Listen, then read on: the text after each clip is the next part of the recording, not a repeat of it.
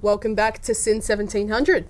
And we are joined on the couch by Quiet Blue, Nick from Quiet Also Blue. known as Nick. Great to be here. Thank you very Thank you for joining us, and thank you for playing 3 exceptional songs. They were really great.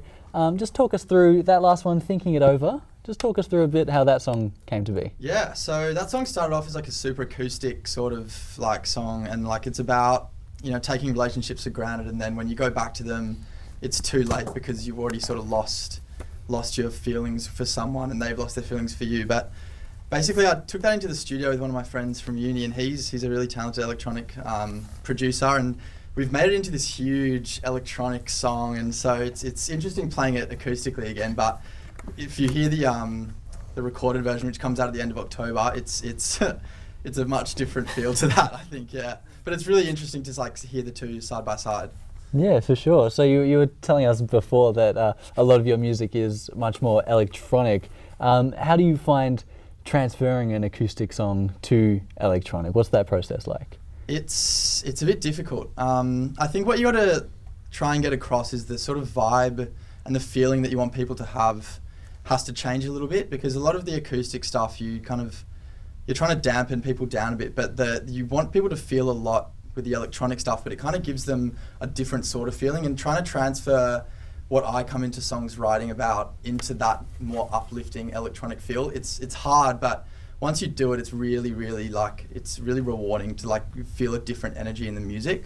So I've really enjoyed trying to make all my stuff a bit more electronic. Yeah. Oh, definitely. How quickly have you been, because most of your stuff started acoustic, was it just recently you've been trying to make them EDM-y sort of style? EDM. It's a weird way to say it, but let it slide. Yeah, it's been very recent. So For a While, which was the second song I played there, that's the first song I released, and that only came out in mid-May.